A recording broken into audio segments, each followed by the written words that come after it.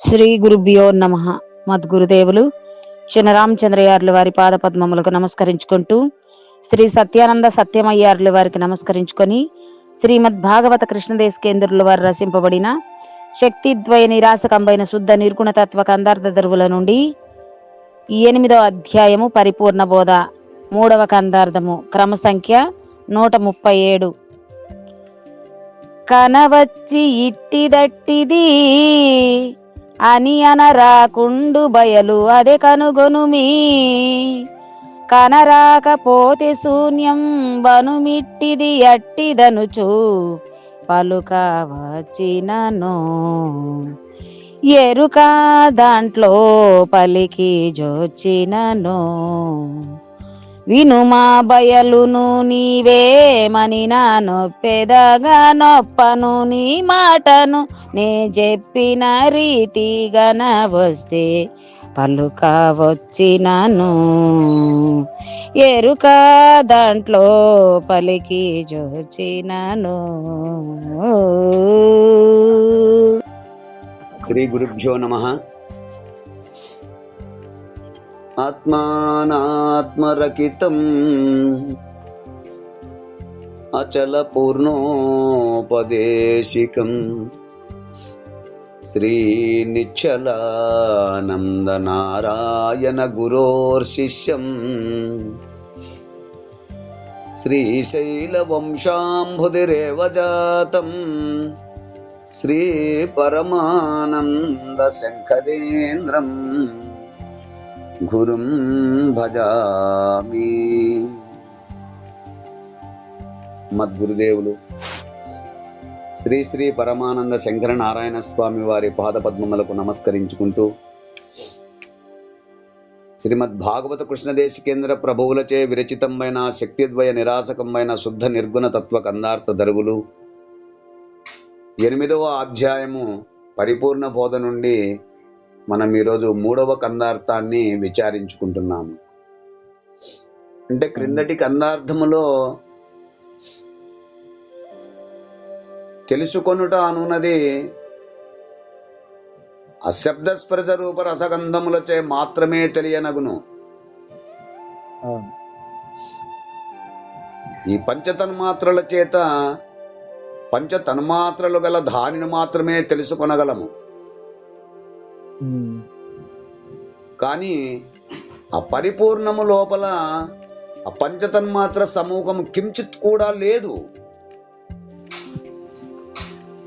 కనుక పంచతన్మాత్రలు ఎరుకకే, ఎరుకను విడిచి జ్ఞానమును, తన్మాత్రలు గాని తన్మాత్రలను విడిచి ఎరుక గాని ఉండదు. కనుక ఎరుగుట అను క్రియ ఎరుకకే వర్తించును గాని పరిపూర్ణము ఎరగబడేది ఎంత మాత్రము కాదు. కనుక గురు కరుణచే అపరిపూర్ణము ఎరగబడేది ఎంత మాత్రము కాదు. కనుక గురు కరుణచే పరిపూర్ణము ఉన్నదని గుర్తించి, ఆ గుర్తించిన ఎరుకను విడిచిపెట్టవలను అంటూ మనము క్రిందటి కందార్థములో విచారించుకున్నాము. ఇక తదుపరి కందార్థము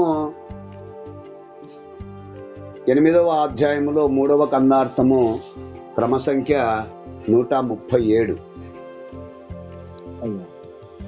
అచల పరిపూర్ణ దర్శనము.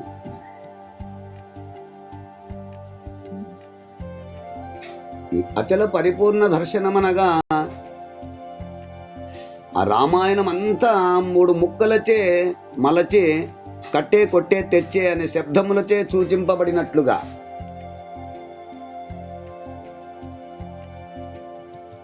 ఈ పరిపూర్ణ సిద్ధాంతము కూడా సూత్రప్రాయంగా 3 అంశములుగా చెప్పవలసి వస్తుంది. అపరిపూర్ణమెరిగి ఎరుకనెరిగి ఎరుకను మాను అని చెప్పవలసి వస్తుంది. అచలమనగా కదలనిది. ఏదైనా ఒక వస్తువు కదలవలనంటే ఆ చోటు శక్తికి అవసరం. పిపిలీకాది బ్రహ్మ పర్యంతము చలన స్వరూపమై ఆ సృష్టిలోని ప్రాణులన్నీ చలనాత్మకమై ఉన్నవి.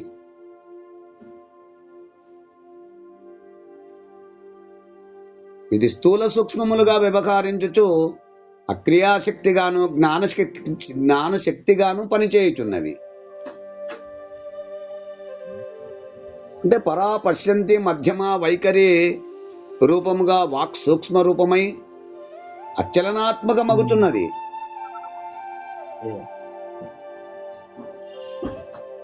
అంతరేంద్రియముల ద్వారా ఈ చలనము ఇంకనూ సూక్ష్మమై ఉన్నది. ఆ సృష్టి కారణమగు బ్రహ్మమునందు నిక్షిప్తమై ఉన్న పరావాక్కు అసంకల్ప రూప పరిణామమందు కలిగిన సృష్టి యందు కూడా ఈ చలనము కలిగి ఉన్నది. అప్రత్యక్షంగా యోచించినచో సృష్టిలోని సమస్తము చలిస్తూనే ఉన్నది. అయితే ఈ సృష్టికి పూర్వము దశయందు ఆ సృష్టికి కారణమగు బ్రహ్మము తాత్కాలిక అచల స్థితి కలిగి ఉన్నది.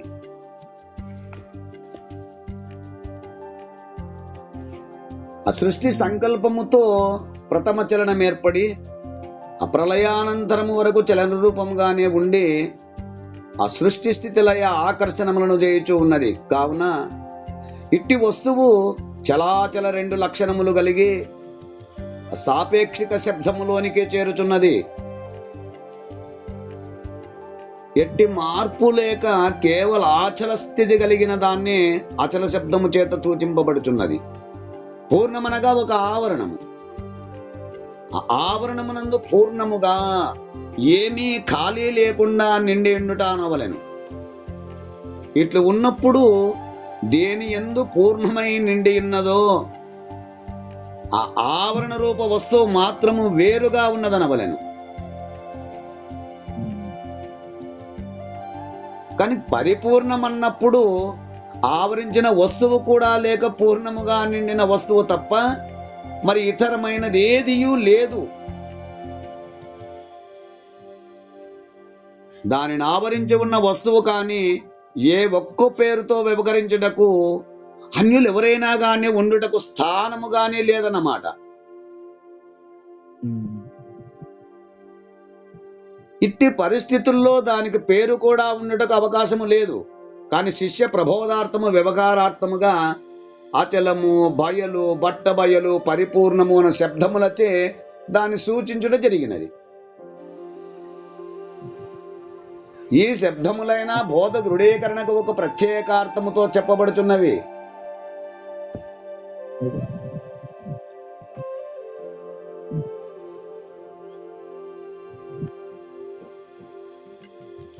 పరిపూర్ణ పరబ్రహ్మం తప్ప మిగతా సర్వ ప్రపంచము చలన రూపమై ఉన్నది. ఆ పరిపూర్ణమును సూచించుటలో ఆచలమును సాపేక్షిక శబ్దమై ఉన్నది. ప్రయోగించుటలో చలించుట కావలసిన తెలివి చోటు లేనిదని చెప్పుటకు దానిని సూచించుటకు అచల శబ్దము ఉపయోగింపబడుతున్నది. పరిపూర్ణము అను శబ్దముచే తాను తప్ప ఇతరమైనది ఏమియో లేదనుటకు ఈ శబ్దము ఉపయోగింపబడినది. కనుకనే పరిపూర్ణ పరబ్రహ్మమును శబ్దము ఒకటే నరుని నోట ఎంగిలిగాక అవిలక్షణమై ఉన్నది. ఇక మిగతా సమస్త శబ్దములు ఆ వాక్కు చేత ఉచ్చరించుటకు వీలై ఉన్నవి. కావున మనోవాక్కుల కందనిదై కేవలత్వము కలిగి ఉన్నది. ఎట్టి పరిణామములకు మార్పులకు లోనుగాక తనకు తాను స్వతసిద్ధమై చలించుటకు వీలుగాక తానై ఉన్నది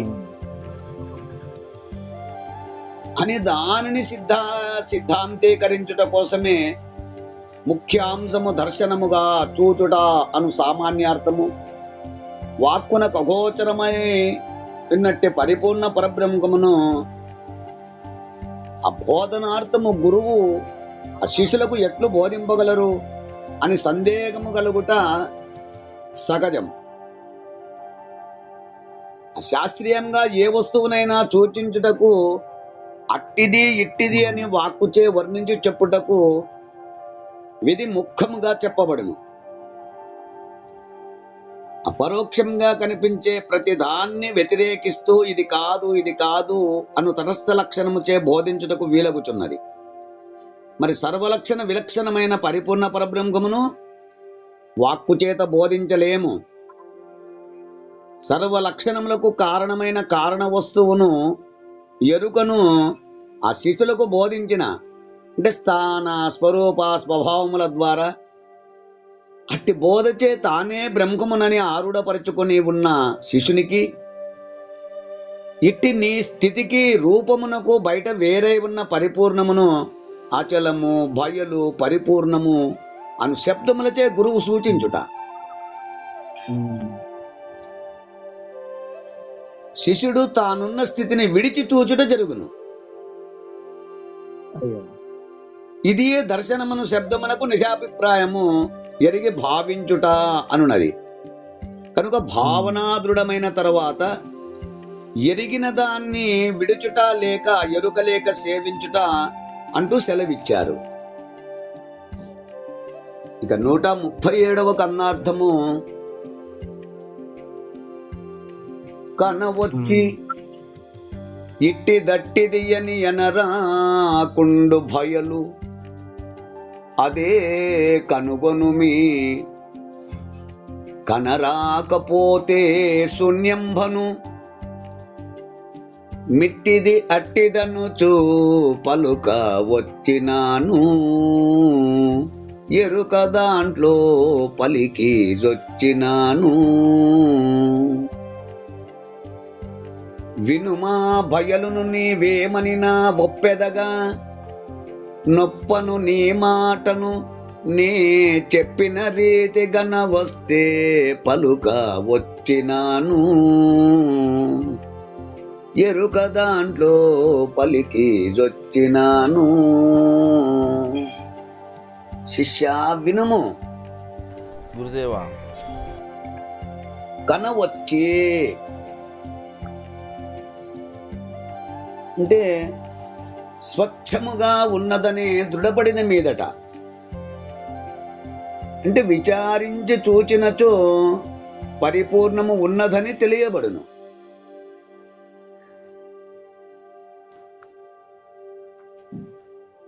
ఇట్టిదట్టిది అని అనరాకుండు భయలు, ఇటువంటిది అటువంటిది అని గ్రహించడానికి వీలు లేనిది పరిపూర్ణము.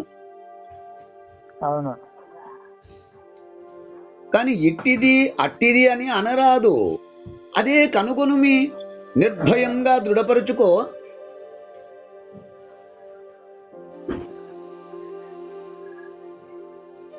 అట్టి పరిపూర్ణము అదిగో అంతటా ఉన్నది అదే, చక్కగా విచారించి తెలుసుకొనుము.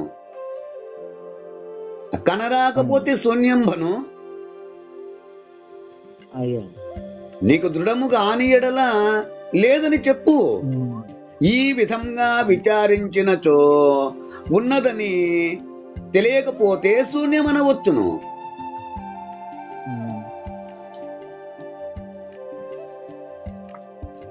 ఇట్టి దట్టిదనుచు పలుక వచ్చినను, ఇటువంటిది అటువంటిది అని చెప్పబోనినా లేదా ఇట్టిది అట్టిది అని తెలియబడినను, ఎరుక దాంట్లో పలికీజొచ్చినను అంటే గుర్తించే తెలివి దాని యందు ప్రవేశించినను, అంటే ఎరుకచే గుర్తింపబడినను.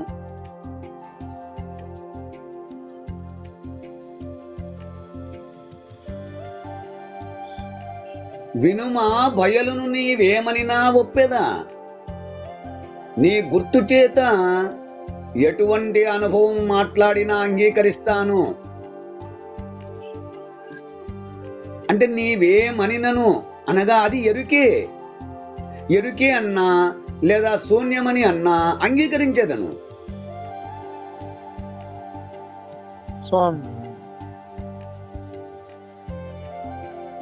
తగనొప్పను నీ మాటను నే చెప్పిన రీతి గనవస్తే, అంటే ఆ సిద్ధాంత రీత్య నే చెప్పిన ప్రబోధచే నీ అనుభవం నేను అంగీకరించను. కానీ నేను చెప్పిన విధముగా విచారించినచో, నీవు అలా అనినచో ఒప్పను, అంగీకరించను.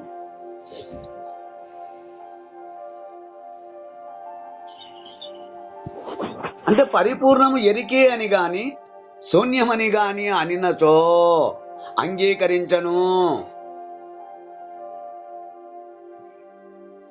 అనగా పరిపూర్ణము ఇట్టిది అట్టిది అని గుర్తింపరానిది, ఉన్నదని విచారించినచో తెలియను.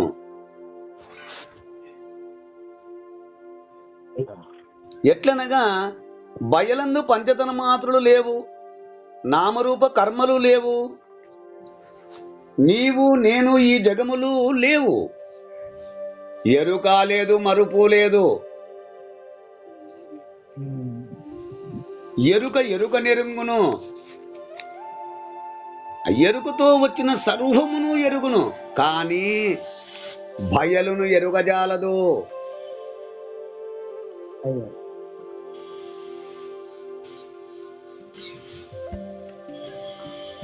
బయలును ఎరుగజాలని ఎరుక బయలు ఎట్టిదట్టిదని ఎట్లు చెప్పును, చెప్పజాలదు. కావున నీవు అలాంటి బయలును ఉండచూడుము.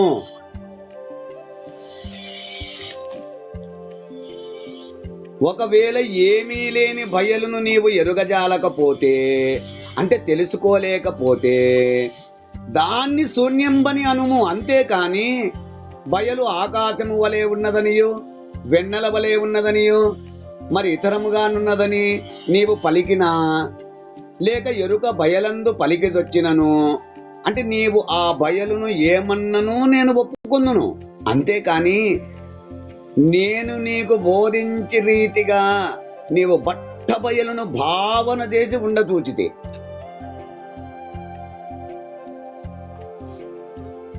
నీవు చెప్పు మాటలు నేను ఒప్పుకోను.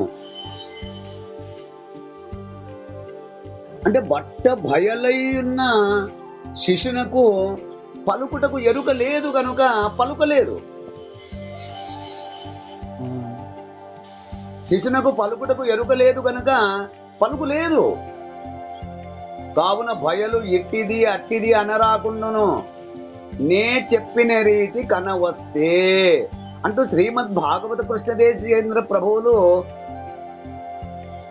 ఏ రీతిగా బయలును ఉండచూడమన్నారు అనేది మనకిక్కడ తెలియబడుతుంది. ఏ రీతిగా బయలును చూడమన్నారు? ఎరుకైన రీతి నుండును ఎరుగుట దుర్లభము సుమ్మి ఈ ఉత్త బయలు. ఎరుక ఎరిగిన వస్తువు ఎరుక అని తెలియము, ఎరుక ఎరుగదు బయలు ఇట్టిదట్టిది అన. ఎరుకకు ఎరుకోనేనిది అంతా ఎరుక చేసి తిని, మరియు పలుకున పలుకగరాకను తలపోయుధమనిన మదికి దగులక ఎప్పుడును ములుగురుచ్చ సంధి లేకను. పుట్టుట గిట్టుట లేకను పుట్టే గిట్టేటి ఎరుక పోడి మెరుగకన్ చట్టువలే గదలకుండును బట్ట బయలు ఇట్టి తిరిగి భావింపదగును. ఈ విధముగా బట్ట బయలు అంతటా నిండి సూది మోపను సందు లేక చలించకయున్నదని ఊహతో ఎరిగి భావన చేసి ఆ పైన ఇట్లు ఎరిగిన ఊహా జగములను వదిలియుండము.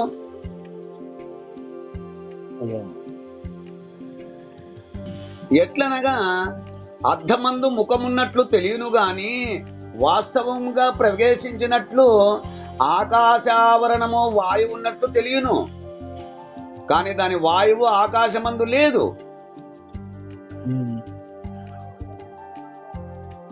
దీప ప్రకాశము ఆకాశమందు వ్యాపించినట్లు తెలియబడును గాని ఆకాశమందు లోపల అది ఎట్లు లేదో అట్లే పరబయలందు ఎరుక ఉన్నట్లు తోచుటే గాని వాస్తవముగా ఆ పరబయలందు ఎరుక పుట్టనే లేదు, వాస్తవంగా లేదు. అంటే ఈ రీతిగా బయలును ఉండజూడమన్నారు శ్రీమద్ భాగవత కృష్ణదేశికేంద్ర ప్రభువుల వారు. ఈ కన్నార్థ భావాన్ని మీరు కూడా అందుకుంటారని కోరుకుంటూ జై గురుదేవ. జై గురుదేవ. జై గురుదేవ.